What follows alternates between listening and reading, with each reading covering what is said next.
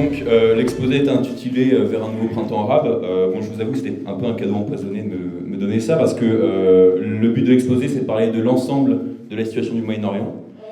Donc, à la fois de parler de l'expérience des révolutions arabes, mais également du contexte économique, politique et social de la région, les perspectives du monde arabe, donc le Moyen-Orient et l'Afrique du Nord, ainsi que de parler de la situation en Palestine qui préoccupe beaucoup de monde. Donc le Moyen-Orient en général, il est souvent au cœur de l'actualité, et c'est pas un hasard, notamment parce que c'est une des régions où les crimes de l'impérialisme s'expriment avec une brutalité assez extrême, et règne souvent une confusion assez grande sur les causes des problèmes de cette région. Des fois, quand dans les médias bourgeois et même parfois à gauche, on nous explique qu'est-ce qui se passe concrètement au Moyen-Orient. On se retrouve un peu dans le sketch des inconnus sur le plateau de télé où on nous parle du Moyen-Orient, où on nous parle de telle ou telle division religieuse ou ethnique qui serait fondamentalement irrésoluble, qui serait à l'origine de tous les conflits.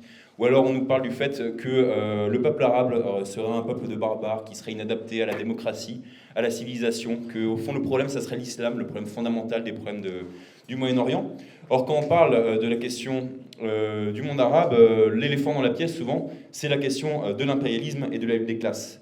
À travers mon exposé, mon but, ça va pas être de parler de la situation de tous les pays, bien sûr, mais ça va être de parler de quelques points essentiels qu'il est important d'avoir en tête, en fait, quand on veut comprendre la situation concrètement dans les pays du monde arabe.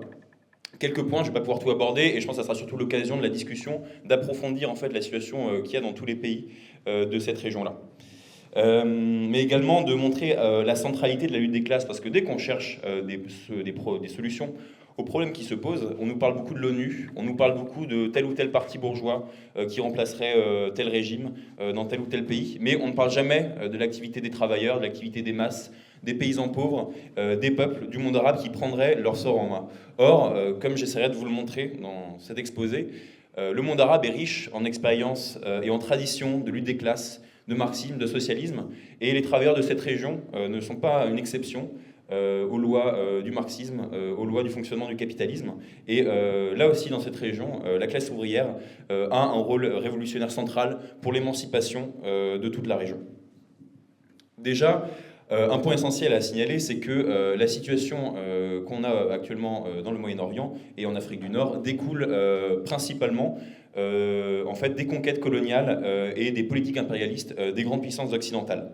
Que ce soit avec la colonisation menée notamment par la France en Afrique du Nord, mais à partir de la chute de l'Empire ottoman au début du XXe siècle, les grandes puissances, notamment la France et la Grande-Bretagne, se sont partagées le Moyen-Orient à travers différents accords où la Syrie, le Liban, la Jordanie, etc. étaient partagés entre les grandes puissances. Tout un tas de régimes dans la région, que ce soit par notamment les monarchies des pays du Golfe, sont en fait des régimes fantoches instaurés par les puissances impérialistes. Et en fait, concrètement, tous les régimes de la région sont purement et simplement inféodés aux grandes puissances impérialistes et sont complètement contenus dans ce cadre-là. Je passe un peu, je pense que des camarades auront le temps de développer dans la discussion sur tous les événements du XXe siècle. Mais un des événements de domination impérialiste qui a eu le plus grand impact sur la région actuellement, sur la situation actuelle, c'est la guerre en Irak de 2003. Donc, en 2003, les États-Unis, comme vous le savez peut-être, envahissent l'Irak avec l'aide de tout un tas de pays de l'OTAN, notamment la Grande-Bretagne. Les motifs à l'époque étaient que, après la chute de l'URSS, les États-Unis se retrouvent un peu la seule grande puissance au monde, les gendarmes du monde, et essayaient en fait de conquérir les anciennes sphères d'influence de l'Union soviétique, utilisaient d'abord des moyens habituels de l'impérialisme économique, diplomatique, pour conquérir de nouveaux marchés, implanter leurs entreprises dans ces pays-là. Mais quand certains régimes leur résistaient, ils n'hésitaient pas à utiliser les moyens militaires les plus brutaux, et c'est ce qu'on a vu en Irak. Le régime de Saddam Hussein, en fait, était assez rival à cette époque-là, notamment avec des régimes comme l'Arabie Saoudite, qui sont des régimes historiquement liés à l'impérialisme américain. Et pour faciliter son influence dans la région, les États-Unis ont mené une propagande féroce en faveur d'une intervention militaire en Irak. Ils invoquaient notamment la question des armes de destruction massive, qui se sont avérées bien sûr fausses, en inventant des liens entre les talibans, Al-Qaïda, Saddam Hussein, etc. Bref, une propagande assez confuse, mais qui les a aidés en fait, à intervenir militairement en Irak. Soit dit en passant, n'ayons pas d'illusions sur des politiciens qui reviennent un peu sur le devant de la scène, comme Dominique de Villepin, qui à l'époque se faisaient les grands défenseurs de la paix. En réalité, si des puissances comme la France n'ont pas suivi les États-Unis dans leur aventure impérialiste, c'est notamment du fait d'intérêts économiques en fait, dans la région, où la France espérait en fait, tisser des contrats économiques avec le régime de Saddam Hussein, et les plans des États-Unis leur ont un peu coupé l'herbe sous le pied. Donc cette intervention, elle a été assez rapide. Les États-Unis ont conquis l'Irak en quelques mois à peine dans l'année de 2003. Cette guerre a été extrêmement dévastatrice. Elle a fait environ 1 million de morts, ce qui représente quasiment un dixième de la population irakienne qui est morte dans cette intervention militaire. Ça a eu des conséquences énormes sur la région. Le régime de Saddam Hussein est tombé et la chute de ce régime en fait a ouvert ensuite tout un tas de conséquences sur la suite, notamment en fait en affaiblissant un des principaux rivaux de la puissance iranienne qui est juste à côté de l'Irak. Et en conséquence, en fait, l'Irak est devenu le terrain, le champ de bataille en fait entre les différentes puissances impérialistes et les différentes puissances régionales. À la fois l'Iran et l'Arabie Saoudite, chacune finançait à leur tour telle ou telle milice, que ce soit des milices chiites pour l'Iran ou alors tel ou tel groupe djihadiste pour l'Arabie Saoudite, pour essayer de défendre en fait leur influence sur l'Irak, ce qui a fait que à la fois motivé par la haine des États-Unis dans l'intervention militaire et à la fois du fait du jeu de ces différentes puissances, à partir des années 2000, en fait, l'Irak a été en proie à une terrible guerre civile qui a accentué les morts. Les États-Unis ont encore envoyé des centaines de milliers de soldats sur le terrain. Cette guerre a été un désastre pour les États-Unis. C'est environ plus de 4000 à 5000 soldats américains qui sont morts en Irak. Et ça a contribué à décrédibiliser de plus en plus l'establishment américain sur leur propre sol et à rendre de plus en plus impopulaires leurs aventures impérialistes à l'étranger. Mais je reviendrai plus tard. Ça a eu donc principalement un effet de déséquilibre en fait entre les puissances de la région. Comme j'ai dit, en fait, à partir de ce moment-là, les rivalités se sont de plus en plus accentuées entre puissances de la région, que ce soit l'Arabie Saoudite, l'Iran pour le partage des zones d'influence, des marchés, etc. Passons donc sur cette situation économique. On reviendra sur actuellement la situation plus actuelle du Moyen-Orient. Mais un autre fait majeur en fait de la région, c'est les printemps arabes qui ont éclaté en 2011. Donc à partir de 2008, la crise économique a frappé de manière assez foudroyante le Moyen-Orient et l'Afrique du Nord.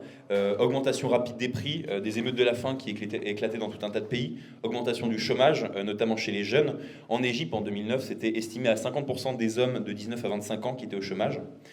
Cette situation économique, ainsi que les régimes despotiques qui gouvernaient tous ces pays-là, ont abouti à des révolutions. La première révolution qui a éclaté, c'est la révolution tunisienne, qui a suivi un peu le développement, un peu un cas d'école, disons, de développement révolutionnaire. Donc il y avait une situation économique assez difficile, comme j'ai décrit dans tous les pays du Moyen-Orient et de l'Afrique du Nord. Donc chômage, pas d'espoir pour la jeunesse, grande augmentation des prix, etc. Mais également un régime complètement pourri, complètement inféodé aux impérialismes. Le régime de Ben Ali, à l'époque, était décrit comme une kleptocratie. C'est-à-dire qu'en gros, le dictateur ainsi que tous ses proches, en fait, contrôlaient complètement l'économie, s'appropriaient toutes les richesses, et sa clique était au pouvoir depuis 87 et multipliait les scandales d'enrichissement, de corruption, etc. Le 17 décembre 2010, c'est l'étincelle qui va déclencher le mouvement. Un vendeur, en fait, à la sauvette, se suicide du fait de la confiscation de son matériel par la police. Il s'immole par le feu en pleine rue. Et c'est cet événement-là qui va déclencher des énormes manifestations de masse dans sa ville natale, mais qui vont se propager à tout le pays. C'est un accident qui a déclenché une révolution, mais ça aurait pu être un autre accident, parce que dans la même période, il y avait aussi des suicides de jeunes qui apparaissaient du fait de la faillite totale de leur situation. Ça aurait pu être un autre événement, mais c'est à ce moment-là que cet événement a cristallisé toute la colère contre le régime et la situation économique. Ça a commencé notamment par des manifestations des jeunes qui se propagaient sur Facebook, mais c'est pas seulement la jeunesse qui a été active, car très rapidement, le mouvement en fait s'est transformé en grève générale révolutionnaire. La répression a été utilisée par le régime de Ben Ali pour défaire le mouvement, mais ça a été complètement inefficace.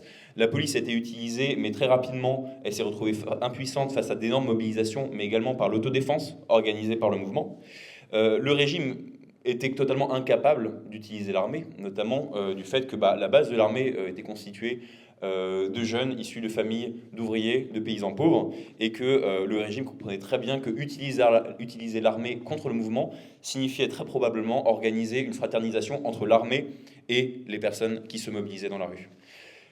Le gouvernement donc essayait d'utiliser notamment des sortes de bandes paramilitaires de sympathisants du régime pour réprimer le mouvement, mais là aussi c'était un échec. Très rapidement, en fait, le mouvement, à la fois avec les syndicats, mais avec des comités populaires qui s'organisaient localement dans les entreprises, dans les quartiers, etc., organisait lui-même sa propre défense, organisait la sécurité dans les villes, les contrôles routiers, etc. En gros, un double pouvoir commençait à émerger en Tunisie. Le pouvoir, l'ancien pouvoir du dictateur Ben Ali, et le pouvoir populaire, le pouvoir des masses, dans la rue, dans les entreprises, qui se formaient à partir des comités populaires, de la grève générale qui s'étendait. À partir du 14 janvier, Ben Ali fuit en Arabie Saoudite, et c'est à partir de ce moment-là que le régime se déchire. Des remaniements ministériels essayent de se mettre en place, mais toujours avec des échecs. Et c'est l'armée qui essaye d'intervenir en essayant de sauver la situation, comme c'est souvent le cas dans des révolutions. Ils arrêtent les proches de Ben Ali et organisent un gouvernement provisoire avec l'ensemble des chefs des partis politiques légaux sous la dictature de Ben Ali. De ce point de vue-là, le mouvement réussissait sur un point. Il a réussi à renverser le dictateur. Le problème, c'est que les problèmes fondamentaux en fait, des masses tunisiennes n'étaient pas encore résolus à ce stade-là. Néanmoins, ce mouvement, il a eu un impact international énorme. Il s'est étendu en fait à toute la région, de la Libye à la Syrie, également en Égypte, et même en Israël. On a connu un mouvement assez massif à cette époque-là, avec le mouvement des tentes. Les impérialistes également, dans ce mouvement-là, ont joué un rôle assez perfide. On se souvient que l'impérialisme français, en fait, au moment de l'éclatement de la révolution tunisienne, essayait d'apporter des conseils de répression au gouvernement de Ben Ali. Ce mouvement, il a eu un impact aussi sur les consciences à l'échelle internationale. Beaucoup de mouvements qu'on a vu éclater par la suite dans des pays occidentaux, comme les Indignados en Espagne, Occupy Wall Street, s'inspiraient énormément des mouvements de la révolution arabe. En fait, l'étincelle de la révolution tunisienne, elle a révélé les problèmes fondamentaux qui étaient les mêmes en fait dans toute la région, notamment en Égypte. Le mouvement, il a suivi à peu près le même cours en Égypte, des manifestations de masse organisées dans les rues, puis une application massive de la classe ouvrière à travers des grèves générales qui paralysaient le pays. Dans les deux pays s'organisaient des comités aussi populaires qui formaient un double pouvoir alternatif à celui des dictateurs en place. Donc des dictateurs étaient tombés, mais les systèmes capitalistes qui les avaient vus naître étaient toujours en place. Les impérialistes qui dominaient la région et dont ces dictateurs étaient les pions continuaient à maintenir, continuaient à opprimer les pays du monde arabe. En fait, le processus qu'on a vu de révolution inachevée avec le printemps arabe, il révèle la validité de la théorie de la révolution permanente dont parlait Charles dans son dernier exposé. Pour nous, dans les pays opprimés par l'impérialisme, il n'y a pas de possibilité de révolution à moitié, d'établir des démocraties bourgeoises à l'occidental pour permettre une émancipation des pays dominés par l'impérialisme. La bourgeoisie de ces pays-là est totalement liée par d'innombrables liens avec les anciennes, aux puissances impérialistes, que ce soit sur le plan politique, économique, ont tout intérêt en fait à maintenir la domination des impérialistes sur leur pays. En Égypte, les capitalistes égyptiens profitaient totalement en fait de l'oppression impérialiste qui s'appliquait sur leur propre peuple. C'est donc que c'est seulement les travailleurs alliés en fait avec toutes les masses populaires de ces pays-là qui ont intérêt fondamentalement au renversement de l'impérialisme. Et c'est fondamentalement pour nous l'entrée ou non en action des travailleurs dans ces révolutions-là qui faisait dépendre le succès de ces révolutions. Ça a été le cas en Tunisie et en Égypte, mais on a eu le cas par la négative dans d'autres pays où il y a eu des révolutions. On peut penser à la Libye ou à la Syrie, où en effet il y avait eu d'énormes mobilisations de masse, mais où la classe ouvrière était restée passive. Il n'y avait pas eu de grève générale révolutionnaire comme on l'avait vu en Tunisie ou en Égypte. Et de ce point de vue-là, le mouvement a manqué de force et les régimes en place ont pu se maintenir. Ce qu'on peut aussi noter dans ces mouvements-là, une leçon assez importante, c'est que toutes les illusions sur les soi-disant divisions ethniques et religieuses qui seraient éternelles dans cette région-là, en fait, ont complètement été balayées. Au mouvement révolutionnaire en Égypte en 2011, lors des manifestations de rue, on voyait des prières de rue organisées par les jeunes et les travailleurs chrétiens et musulmans mobilisés, où chaque où en fait les travailleurs et les jeunes de chaque religion organisaient la défense en fait des lieux de culte et des prières de chaque autre religion. Donc on voyait une solidarité en fait dans les faits, dans la lutte entre chrétiens et musulmans en Égypte.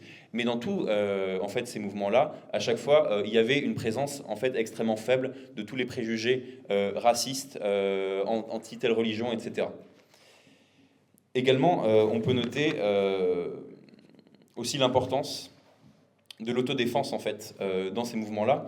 On voit bien l'importance de ces mouvements de se défendre face à l'État bourgeois, à commencer à développer leurs propres moyens pour se défendre face à la répression.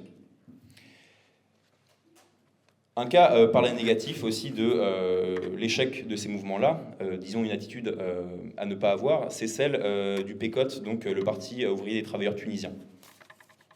Donc c'était un parti communiste qui était illégal sous le régime de Ben Ali et qui a commencé à émerger notamment au moment du mouvement de 2011. Ce parti-là avait une certaine implantation au début du mouvement, aurait pu en fait mettre en avant un programme socialiste, mais a choisi consciemment de ne pas le faire en fait. La théorie du PKOT, c'était celle que décrivait Charles en fait concernant les staliniens sur la question nationale. C'est la théorie des deux étapes. Pour eux en fait, le mouvement en Tunisie devait se limiter à des revendications purement démocratiques, à ne pas mettre en avant des revendications socialistes. Et donc leur conclusion était qu'il fallait s'allier avec les partis bourgeois légaux qui existaient en Tunisie, et donc soutenir le gouvernement provisoire des partis bourgeois qui essayaient de mettre en place l'armée. Ce que ça a montré un échec total. En fait, les partis bourgeois qui ont formé un gouvernement à la suite de la chute de Ben Ali, et comme c'était le cas en Égypte également, ces gouvernements-là représentaient le même système que défendaient les dictateurs, ont simplement signifié la continuation en fait, de la mainmise de la classe capitaliste corrompue et soumise à l'impérialisme dans ces pays-là. En fait, à l'époque, qu'est-ce qu'il fallait ? Il fallait un parti véritablement révolutionnaire qui sache donner au mouvement de masse qui se développait des perspectives révolutionnaires et communistes. Un parti qui mette en fait en lien la situation qui se développait avec la nécessité que la révolution aille jusqu'au bout, jusqu'à la victoire, comme le disait le mot d'ordre à l'époque. Il fallait un parti qui montre en fait les liens qui unissaient l'ancien régime avec le reste de l'armée, le reste de la classe dominante, l'impérialisme. Un parti qui mette en avant des revendications comme l'expropriation des biens qui étaient possédés par la classe dominante. Et donc du coup mettre en avant des revendications socialistes qui seules en fait pouvaient mettre à bas complètement l'ancien régime et pas simplement lui faire changer de visage comme ça a été le cas actuellement. On reviendra un peu plus sur la question des révolutions arabes par la suite. Donc ces mouvements-là, ils ont été à moitié réussis, mais malgré tout, ça reste une grande source d'inspiration aujourd'hui, et des nouveaux mouvements aujourd'hui continuent à éclater. Mais j'y reviendrai dans ma conclusion. Un autre fait assez marquant qu'on doit avoir en tête quand on parle aujourd'hui de la situation au Moyen-Orient, c'est la question des rivalités entre puissances impérialistes. Donc j'ai parlé au début des différentes affrontements qui avaient lieu notamment entre les États-Unis avec la guerre en Irak et les rivalités qui commençaient à émerger. Mais à la suite de la guerre en Irak, un autre processus en fait continuait à prendre de l'importance, c'est le déclin à l'échelle internationale des États-Unis. Donc, de manière générale, les États-Unis, qui étaient en quelque sorte le gendarme du monde, l'unique grande puissance impérialiste à l'échelle mondiale depuis la chute de l'URSS, se mettent à décliner relativement à l'échelle mondiale. D'un point de vue des parts de marché, les États-Unis perdent de l'importance aux faveurs de puissances émergentes, notamment la Chine. Donc cet affaiblissement économique, il a des expressions politiques et militaires en fait dans cette région. Déjà, comme on l'a vu, il y a une opposition de l'opinion publique américaine de plus en plus forte aux aventures impérialistes des États-Unis, et ça a été bien montré notamment dans le cas de la guerre en Syrie. Obama, à l'époque qui était président des États-Unis, aurait bien voulu intervenir en Syrie pour défendre les intérêts des impérialistes américains. Malheureusement, en fait, il a bien compris que l'opinion publique américaine était totalement opposée, ce qui a grandement limité leur intervention. Ils n'ont pas pu faire de grandes interventions pour prendre le contrôle de la Syrie, comme c'était le cas avec l'Irak en 2003. On a également, du fait de cet affaiblissement et aussi de l'instabilité qui a été créée par les interventions américaines précédemment, la montée en fait de groupes terroristes, notamment de Daesh en Syrie. Donc en fait, la montée de ces groupes terroristes, comme j'ai dit précédemment, elle tire ses racines dans la déstabilisation de la région et en fait des guerres d'influence que se mêlent les différentes puissances. Daesh avait été à l'origine soutenu notamment par des puissances comme l'Arabie Saoudite puis la Turquie pour défendre leurs intérêts, mais également des puissances comme la France, en fait, parfois n'hésitaient pas à s'accorder avec Daesh, notamment lorsque des grandes multinationales françaises comme la Farc essayaient de s'implanter en fait en Syrie et continuer en fait de faire des affaires alors que, enfin, sous des zones en fait contrôlées par Daesh. Et donc, lors de la guerre en Syrie, la baisse d'influence des USA en fait a laissé la place à d'autres puissances, notamment la Chine, à la Russie, de s'implanter beaucoup plus dans la région. Notamment, en fait, la guerre en Syrie a été la première intervention militaire extérieure russe en dehors de sa zone d'influence habituelle. Et ça, c'est un fait assez important, et ça a été un des premiers faits marquants de l'émergence de l'impérialisme russe à l'échelle internationale. On a également la Chine aussi qui essaye de prendre de l'influence dans la région. Déjà, d'un point de vue des investissements économiques, notamment de 2020-2023, on a vu une augmentation de 300% des investissements économiques chinois au Moyen-Orient. Mais également, la Chine essaye de s'impliquer de plus en plus dans la diplomatie du Moyen-Orient, en essayant de jouer notamment le rôle d'arbitre entre l'Iran, l'Arabie Saoudite, mais également récemment dans la question palestinienne, où la Chine essayait de commencer à faire nouer des accords entre l'autorité palestinienne et le Hamas. L'expansion de la Chine reste encore fragile à ce stade-là, mais ça montre bien que actuellement les États-Unis ne sont plus la puissance incontestée à l'échelle internationale, et donc plus la puissance incontestée à l'échelle du Moyen-Orient.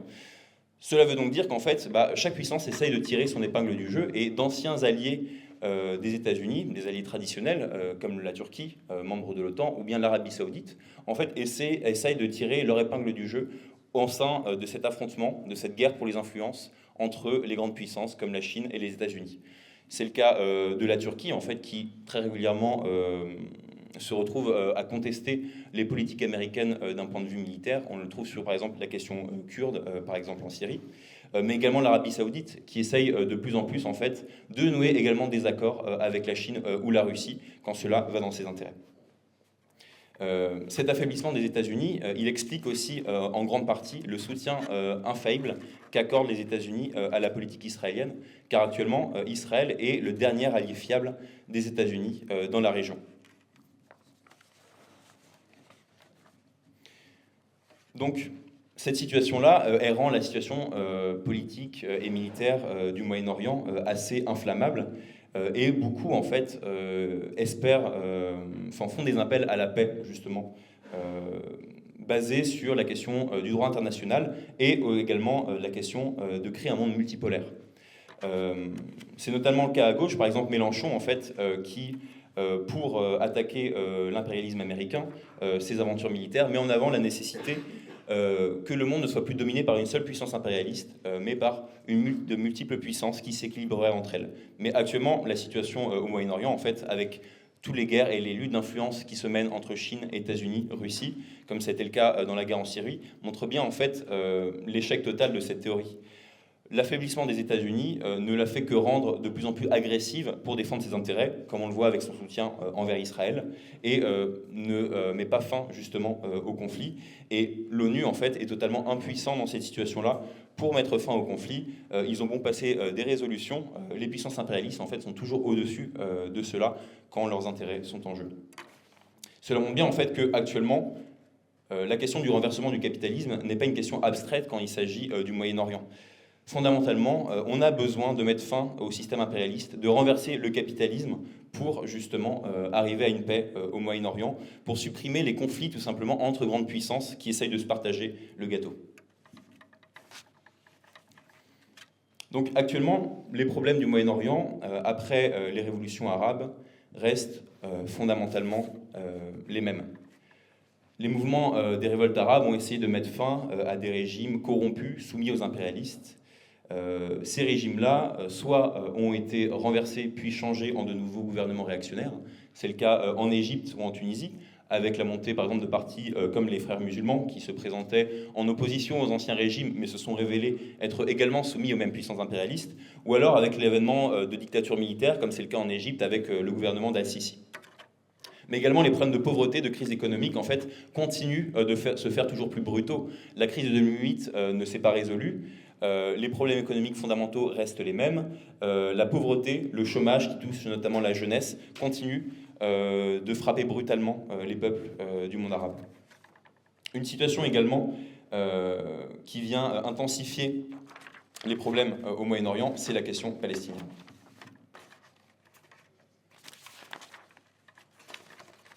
Donc, la question palestinienne, elle a rendu ces 2 dernières années la situation du Moyen-Orient encore plus explosive.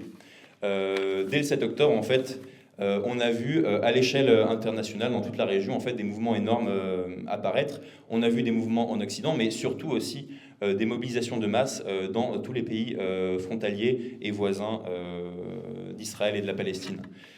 Tous les gouvernements réactionnaires de la région qui, jusqu'à présent, en fait, cherchaient à normaliser leurs relations avec Israël pour leurs intérêts économiques, en fait, ont retourné leur veste du jour au lendemain par peur, en fait, d'être renversés, comme c'était le cas en 2011. Il y avait un caractère totalement explosif de la lutte des classes à ce moment-là. Le gouvernement, par exemple, de Mohamed Ben Salman en Arabie Saoudite a mis fin au rapprochement entre l'Arabie Saoudite et Israël. Le roi de Jordanie, à la suite du 7 octobre, a refusé de rencontrer l'envoyé des USA. Il y avait une popularité incroyable, et qui est toujours le cas, de la cause palestinienne dans la région. Ces régimes, en fait, ils ont montré toute leur fragilité. Malgré l'échec, en fait, à changer complètement la situation des révolutions arabes en 2011, on voit que ces régimes, en fait, ils ne tiennent en fait qu'à un fil.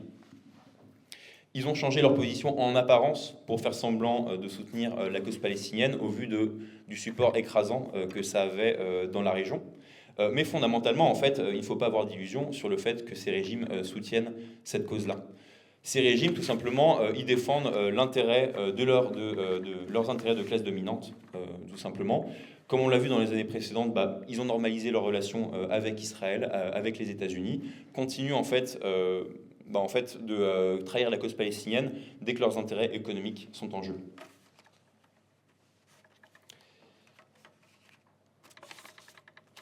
Désolé, je retrouve mes notes. Donc, je pense que ce qu'il faut comprendre de la situation au Moyen-Orient, c'est que la question de l'impérialisme et des rivalités économiques entre grandes puissances, en fait, sous-tend toutes les questions qui se posent. Des questions de lutte nationale jusqu'aux questions de rivalité ethnique, religieuse qu'il y a dans les régions.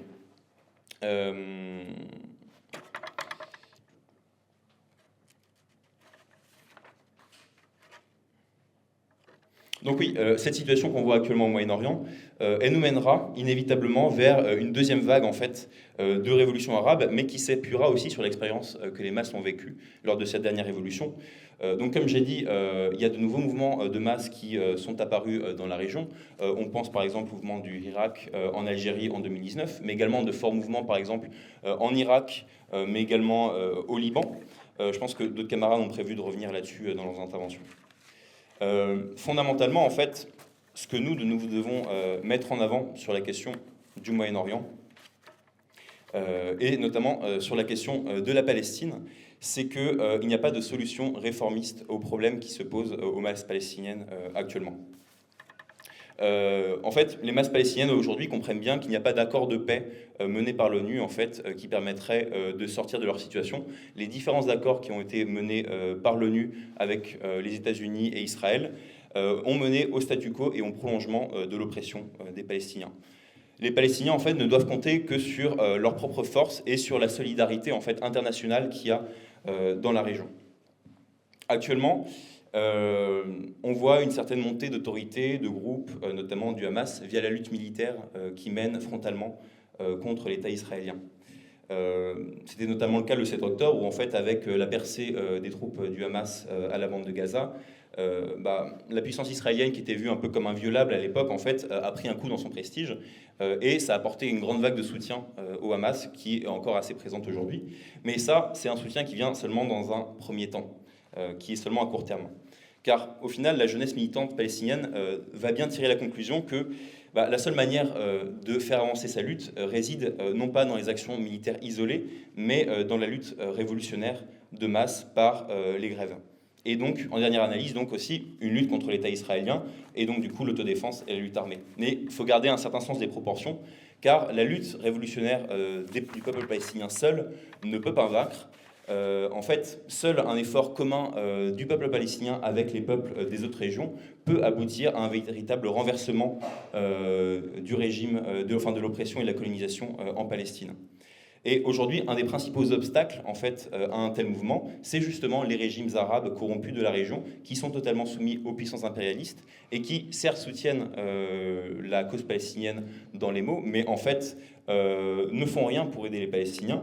Et dès que leurs intérêts économiques sont en jeu, ils tissent des liens économiques avec Israël. C'était le cas notamment avec la Turquie, où en fait, malgré les déclarations d'Erdogan en faveur de la Palestine, des révélations ont bien montré que Erdogan n'hésitait pas en fait à continuer en fait de commercer pendant la guerre avec Israël.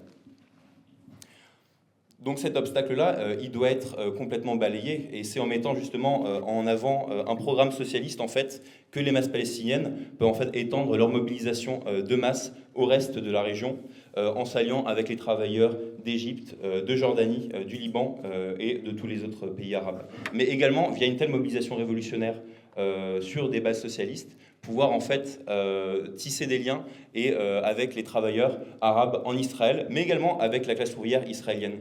Car actuellement, Israël, malgré l'unité nationale de façade, en fait, reste un pays divisé en classes, où la question palestinienne est utilisée par la classe dominante sioniste pour continuer à exploiter brutalement sa propre population.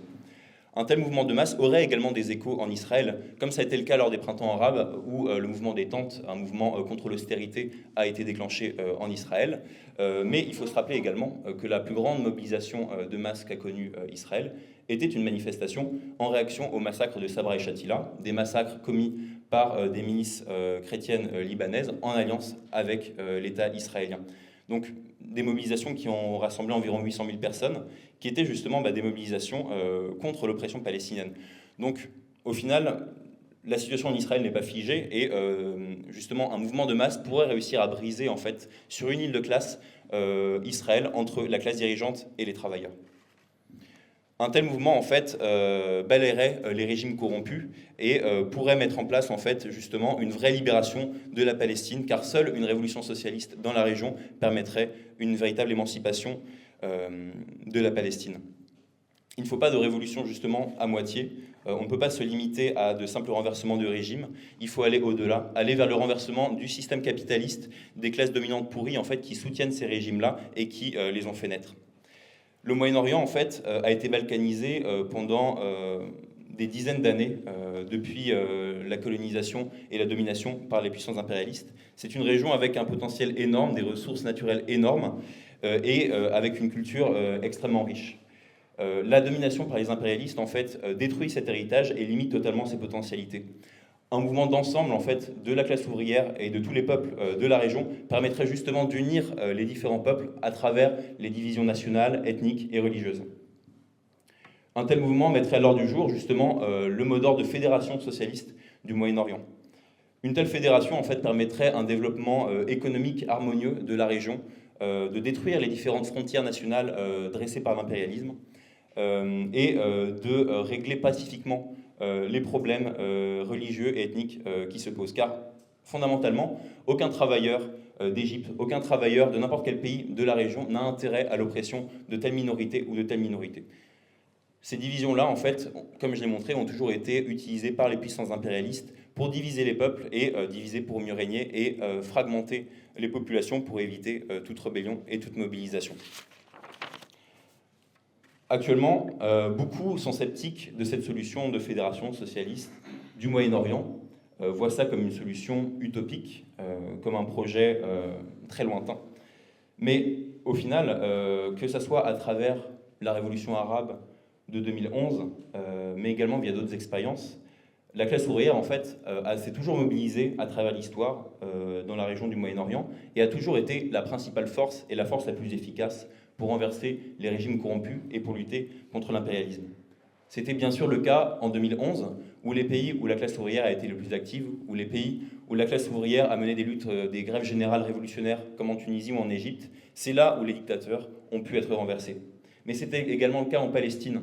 Les avancées les plus fondamentales et les plus importantes qu'a pu faire le peuple palestinien contre la colonisation israélienne n'ont pas été dues aux roquettes du Hamas ou par les attentats individuels via le détournement d'avions, mais ont été le fait de la mobilisation de masse, et notamment via l'expérience de la première intifada. Je pense que des camarades pourront revenir là-dessus, mais c'était un mouvement de masse, en fait, dans les années 80, où l'ensemble de la population palestinienne se mobilisait dans les quartiers via le boycott, via la désobéissance civile, via la grève contre l'État israélien. Et c'est un mouvement qui a permis les plus grands reculs, en fait, d'Israël, qui l'a le plus affaibli à travers l'histoire.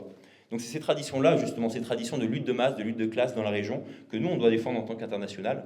On ne doit pas se limiter justement aux théories des deux étapes, au nationalisme en fait que mettent en avant beaucoup de partis, qui se limitent simplement à des mots d'ordre purement restreints sur telle ou telle question.